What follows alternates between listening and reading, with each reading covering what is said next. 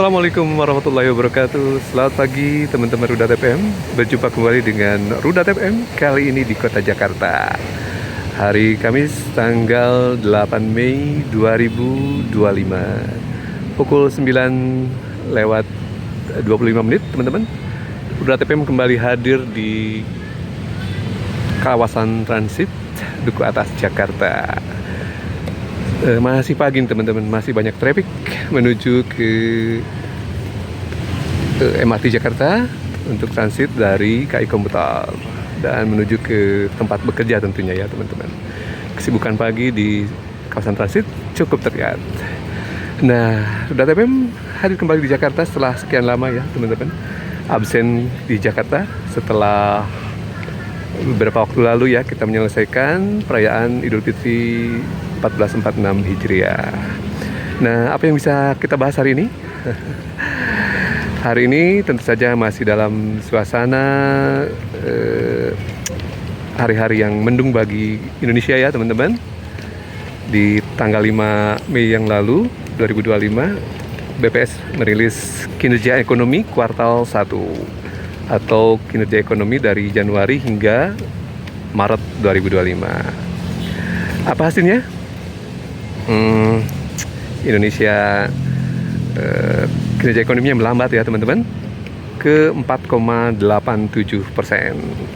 Jadi kuartal pertama di 2025 tidak cukup menggembirakan, malah justru turun dari kuartal keempat tahun 2024.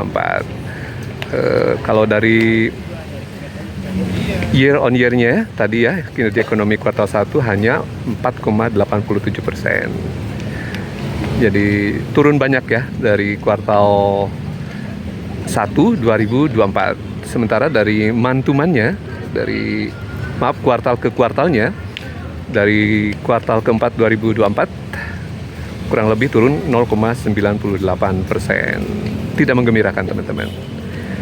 Banyak hal ya teman-teman faktornya, tentu saja yang pertama ada penurunan kinerja manufaktur, sektor manufaktur Indonesia. Jadi sekarang dalam fase non ekspansi atau turun ya teman-teman.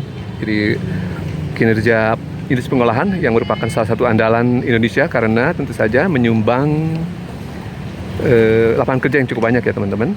Sayangnya dalam fase turun, tidak lagi ekspansi, yang biasanya skornya adalah di atas 0, di atas 50 adalah ekspansi dan di bawah 50 adalah non ekspansi. Jadi tidak hanya sektor manufaktur teman-teman yang kurang menggembirakan, tapi ada juga sektor jasa. Salah satunya adalah perhotelan teman-teman. Jadi industri perhotelan terpukul ya. Salah satu yang terpengaruh dari efisiensi pemerintah. Jadi pengeluaran pemerintah yang salah satunya untuk perhotelan, di mana ada mungkin konvensi, ada meeting di hotel di berbagai daerah terperosok ya. Jadi banyak pengurangan karyawan atau PHK di sektor industri pariwisata atau hotel. Dan yang terakhir juga sempat booming yaitu ada PHK di berbagai tempat. Salah satu sektornya yaitu adalah industri televisi. Ada Kompas TV yang cukup banyak kabarnya merumahkan berbagai karyawan tetap. Kemudian juga ada TV One, ada MNC, ya, ada CNN Indonesia. Tak luput juga dari PHK karena tentu saja kinerja industri tersebut mengalami penurunan. Jadi ada beberapa hal yang tadi ada industri manufaktur yang turun, kemudian juga ada sektor industri lainnya itu jasa ya teman-teman, yang juga tidak menggembirakan. Dan PHK-nya juga masih berlanjut ya, tidak hanya dulu sempat ngehit sektor tekstil, tapi tadi ada di perhotelan, ada industri televisi, kemudian juga bahkan di sektor retail masih berlanjut ya, perdagangan besar dan kecil. Di Rudat FM sempat ada melihat Lulu supermarket yang juga tutup permanen ya di Indonesia. Dari beberapa gerai yang sudah dibuka beberapa tahun lalu sekarang tutup permanen. Artinya memang ekonomi Indonesia belum baik-baik saja. Banyak faktor lainnya ya teman-teman yang menyebabkan indikator tersebut muncul dalam bentuk pertumbuhan atau kue ekonomi yang menyusut yang harusnya tumbuh asumsinya kan memang di tahun ini pemerintah mentargetkan 5,2 atau 5,7% ya pertumbuhan ekonomi secara tahunan, dan target terbesarnya nanti 8% tercapai pada tahun 2029 yang saat ini justru malah merosot ya. Jadi pemerintah harus fokus lagi ya, karena komponen dari pertumbuhan atau besarnya ekonomi adalah yang pertama konsumsi masyarakat, yang harusnya di momen kuartal pertama karena ada momen Idul Fitri merupakan momen andalan untuk cuan ya teman-teman, membesarnya kue ekonomi, tapi sayangnya justru tidak terjadi. Jadi bahkan mungkin kuartal berikutnya yang tidak ada momen besar seperti Idul Fitri akan semakin sulit lagi mengejar target ekonomi yang target akhirnya adalah 8% di tahun 2029.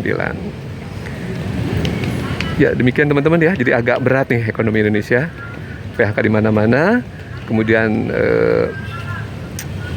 target belanja dari pemerintah dalam bentuk APBN juga tidak menggembirakan ya, bahkan ada defisit dan belanja pemerintah juga malah justru turun di kuartal pertama ini. Oke teman-teman, apa yang bisa diharap dari pemerintah saat ini? Hiruk pikuk terus ya teman-teman, banyak sekali